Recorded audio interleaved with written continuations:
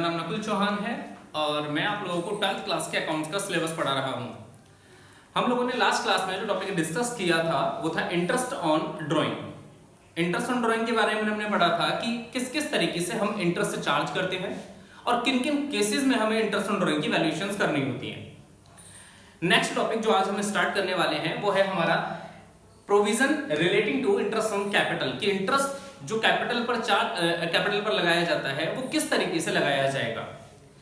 अगर मैं एक बिजनेस का ऑनर हूं और मैं अगर अपने बिजनेस में पैसा लगा रहा हूं, जो मैं अपने बिजनेस में कैपिटल लगा रहा हूं, उस कैपिटल पर मुझे इंटरेस्ट मिलता है, बट इस इंटरेस्ट की जो वैल्यूएशन है क्या हर केसेस में की जाएगी? अगर मेरे बिजनेस को लॉस हो गया तो क्या मुझे इंटरेस्ट मिलेगा, या अगर मेरे बिजनेस का अमाउंट प्रॉफिट का मेरे इंटरेस्ट से ही कम रह गया तो क्या मुझे इंटरेस्ट पूरा मिल पाएगा?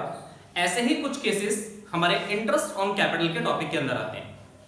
आप सभी को याद होगा जो मैंने पार्टनरशिप डीड वाली वीडियो बनाई थी, उस पार्टनरशिप डीड की वीडियो में मैंने बताया था डीड एक ऑप्शनल टर्म है। पार्टनरशिप के अंदर हम डीड बना भी सकते हैं और नहीं भी, यह हमारे लिए ऑप्शनल है। अगर हम पार्टनरशिप डीड नहीं बनाते, पार्टनरशिप डीड की एब्सेंस होती है, तो उसमें इंडियन पार्टनरशिप एक्ट 1932 के कुछ प्रोविजंस थे जो एप्लीकेबल थे, जिसमें एक प्रोविजन हमने पढ़ा था अगर इंटरेस्ट ऑन कैपिटल की बात करी जाए तो वो अलाउ नहीं करा जाएगा। बट अगर हमने पार्टनरशिप डीड बनाई है तब क्या रूल्स और रेगुलेशन होंगे?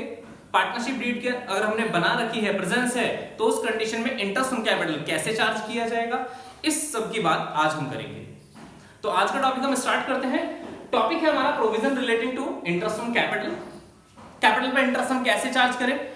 इसके अंदर हमें 3 डिफरेंट केसेस पढ़ने हैं। पहला केस जो मैं ऑलरेडी आप सभी लोगों को पढ़ा चुका हूं, बट ये इस पूरे केस के अंदर फिर भी मैंने लिख दिया है।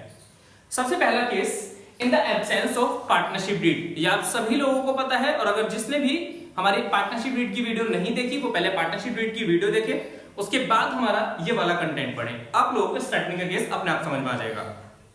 जब बिजनेस के अंदर पार्टनरशिप डीड एब्सेंस होती है, पार्टनरशिप डीड की एब्सेंस होती है, तो उस कंडीशन में कैपिटल पर कोई भी इंटरेस्ट अलाउ नहीं करा जाता। इंटरेस्ट अलाउ ना करने का मतलब ऐसी कंडीशन में उस पार्टनर को कोई भी इंटरेस्ट नहीं दिया जाएगा। फर्स्ट केस हमारा यही है, interest in the absence of partnership deed में interest on capital is not allowed. Partners को कैपिटल पर इंटरेस्ट अलाउ नहीं कराया था, सिंपल केस। बट जो सेकंड केस है वो ये कहता है कि if interest on capital is a charge against profit, अगर इंटरेस्ट ऑन कैपिटल जो है वो एक प्रॉफिट पर चार्ज है। अब हमारे लिए एक कंफ्यूजन आती है कि ये क्या है। यहां पर एक वर्ड लिखा है चार्ज अगेंस्ट प्रॉफिट और यहां पर एक वर्ड लिखा गया है चार्ज अगेंस्ट एप्रोप्रिएशन। आप लोगों को कंफ्यूजन ना हो इसलिए चार्ज अगेंस्ट प्रॉफिट और चार्ज अगेंस्ट एप्रोप्रिएशन ये दोनों ही टर्म मैंने यहां पर लिखे हैं। सिंपल लैंग्वेज में सिर्फ मैं इनके बारे में थोड़ा सा कुछ कंटेंट लिखा है। सबसे पहले चार्ज अगेंस्ट प्रॉफिट हम इसे समझते हैं। मैं सेकंड केस पर फिर से आऊंगा, बट पहले ये समझो कि चार्ज अगेंस्ट प्रॉफिट किसे कहते हैं और चार्ज अगेंस्ट एप्रोप्रिएशन कहते हैं। मान लो मेरा एक बिजनेस है, उस बिजनेस में मैंने कुछ अमाउंट इंट्रोड्यूस कर रखा है, अमाउंट इन्वेस्ट कर रखा है, उस पर मुझे जो इंटरेस्ट मिलना है, अगर वो इंटरेस्ट मेरा हर कंडीशन में मुझे मिलेगा, चाहे बिजनेस में प्रॉफिट हो चाहे बिजनेस में लॉस हो, वो प्रॉफिट की वैल्यू पर डिपेंड नहीं करता, वो 100% एक कंपलसरी पेमेंट है जो मिलेगी ही मिलेगी। तो ऐसी कंडीशन में बिजनेस के लिए वो बन जाएगा charge against charge against profit. But अगर मेरे बिजनेस के अंदर मेरा जो इंटरेस्ट है, जो मेरे कैपिटल पर मुझे इंटरेस्ट मिल रहा है, वो इंटरेस्ट मेरा डिपेंड करता है किस चीज पर? प्रॉफिट पर, कि अगर मुझे प्रॉफिट हुआ तो ही मुझे वो इंटरेस्ट मिलेगा, अगर मुझे लॉस हो गया तो मुझे इंटरेस्ट नहीं मिलेगा। तो ऐसे वाले केसेस को, ऐसे वाले चार्जेस को हम नाम देते हैं charge against appropriation. Simple language में, एक नॉर्मल लैंग्वेज में ये कह सकते हैं कोई भी ऐसी पेमेंट जो कंपलसरी है, जो प्रॉफिट पर डिपेंड नहीं होगी, उसकी पेमेंट 100% होनी ही होनी है, वो कहलाती है चार्ज अगेंस्ट प्रॉफिट। बट अगर कोई भी पेमेंट प्रॉफिट के ऊपर डिपेंड करती है तो वो कहलाएगी चार्ज अगेंस्ट एप्रोप्रिएशन। इसका मतलब जब तक एप्रोप्रिएशंस नहीं होंगे तब तक वो चार्ज अलाउ नहीं करा जाएगा।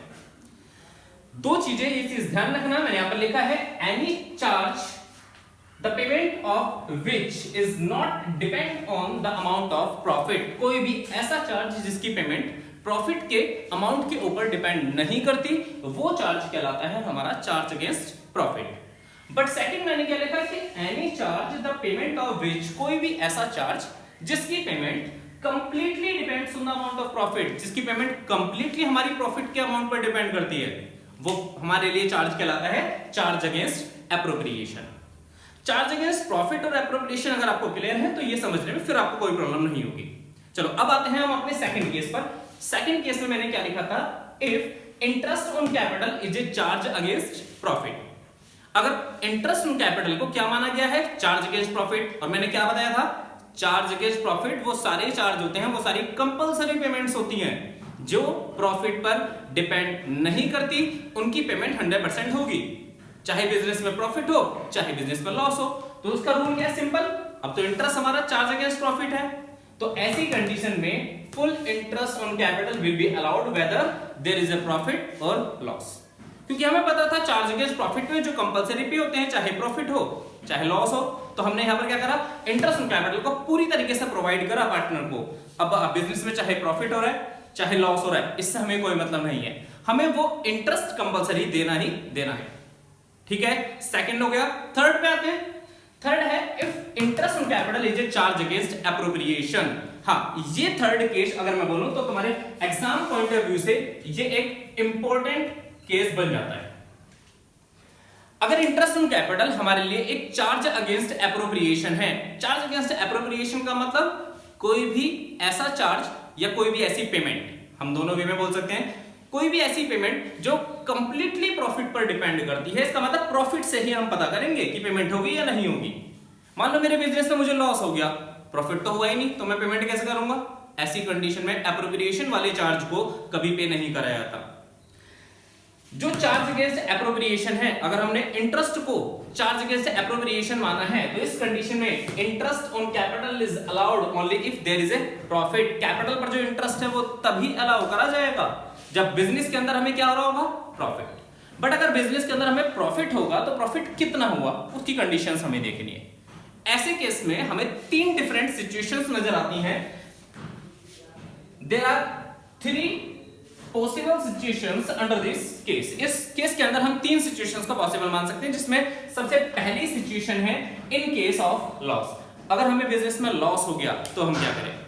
मैंने बताया था चार्ज अगेंस्ट एप्रोप्रिएशन का मतलब है कोई भी ऐसी पेमेंट जो हमारे प्रॉफिट के अमाउंट पर डिपेंड करेगी, और यहां तो प्रॉफिट ही नहीं हुआ, तो इसलिए इसको इस कंडीशन में इंटरेस्ट ऑन कैपिटल बिल्कुल भी अलाउ नहीं किया जाएगा। इंटरेस्ट ऑन कैपिटल को 100% इग्नोर कर दिया जाएगा। फर्स्ट केस में in case of loss interest on capital is not allowed. इस केस में इंटरेस्ट ऑन कैपिटल को अलाउ नहीं करा जाएगा। बट सेकंड केस, मान लो एज्यूम कर लो मुझे इंटरेस्ट की पेमेंट मिलनी थी 10,000, जबकि 10,000 की जगह बिजनेस में जो प्रॉफिट हुआ वो हुआ मात्र 6,000 रुपए। क्या मैं 6,000 रुपए के प्रॉफिट से अपने 10,000 रुपए के इंटरेस्ट की पेमेंट कर सकता हूं? इम्पॉसिबल है, क्योंकि हम पढ़ रहे हैं चार्ज अगेंस्ट एप्रोप्रिएशन। जो प्रॉफिट हमारे पास डिस्ट्रीब्यूशन के लिए अवेलेबल है सिर्फ हम उसी से पेमेंट कर सकते हैं, और एक्स्ट्रा प्रॉफिट से हम कभी भी पेमेंट नहीं कर सकते। तो हमें क्या करना होगा? ऐसी कंडीशन में हम 10,000 तो पे नहीं कर सकते, बट हमारा 6,000 रुपए तो हमारे पास मेंटेन है। उस 6,000 रुपए के अमाउंट से ही हम पार्टनर को पेमेंट कर सकते हैं उसके इंटरेस्ट की। तो यहां पर ऐसे केस में क्या होगा? अगर प्रॉफिट का अमाउंट लेस देन या इक्वल टू है amount of interest on capital के, 10,000 रुपए का मुझे इंटरेस्ट मिलना था, बट 10,000 रुपए का बिजनेस से प्रॉफिट ही नहीं हुआ, प्रॉफिट हुआ 6,000 का, तो इंटरेस्ट 6,000 के बराबर जाएगा। मतलब इंटरेस्ट की पेमेंट फिर हम सिर्फ प्रॉफिट के बराबर कर सकते हैं। 10,000 रुपए का मेरा इंटरेस्ट था, मेरे बिजनेस में प्रॉफिट भी 10,000 हुआ, तो ऑब्वियस सी बात है ऐसी कंडीशन में इंटरेस्ट प्रॉफिट के बराबर, इसका मतलब 10,000 रुपए पूरा दे दूंगा। तो यही केस हमारा सेकंड बताता है, अगर प्रॉफिट का amount of interest on capital से लेस देन या इक्वल है, कम है या उसके बराबर है, तो इस कंडीशन में क्या होगा? Interest is allowed equally to profit. Interest profit के बराबर अलाउ करा जाएगा। जब हम क्वेश्चंस करेंगे तो उसमें मैं तुम्हें एक चीज और बताऊंगा, वो क्या है? इंटरेस्ट जो अलाउ करा जाता है, क्योंकि पार्टनर 2 या 2 से ज्यादा होंगे, हर किसी को अपना अपना इंटरेस्ट चाहिए, तो इंटरेस्ट हमेशा किस रेशियो में होगा?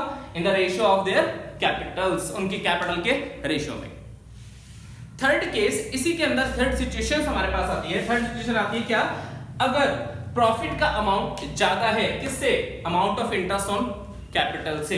अगर प्रॉफिट का अमाउंट कैपिटल पे जो इंटरेस्ट मिलना है उससे ज्यादा है, तो भी सी बात है, मुझे मान लो एग्जांपल के लिए मुझे 10,000 रुपए का इंटरेस्ट चाहिए, मेरी कैपिटल पर टोटल मिलाकर 10,000 रुपए इंटरेस्ट बनता है, पर मेरे बिजनेस में जो प्रॉफिट हुआ वो टोटल मिलाकर 50,000 हो गया। 50,000 रुपए में से मैं आराम से 10,000 रुपए की पेमेंट करता हूं, तो कर दो पूरा इंटरेस्ट अलाउ। थर्ड यही है, अगर प्रॉफिट का अमाउंट ज्यादा है amount of interest on capital से, तो full interest on capital is allowed. इस कंडीशन में पूरा का पूरा इंटरेस्ट ऑन कैपिटल अलाउ किया जाएगा। आज का ये टॉपिक जो था वो हमारा कंप्लीटली इंटरेस्ट ऑन कैपिटल के बारे में था। इंटरेस्ट ऑन कैपिटल में हमने 3 केस पढ़े। पहला केस पार्टनरशिप डीड की एब्सेंस है तो क्या होगा।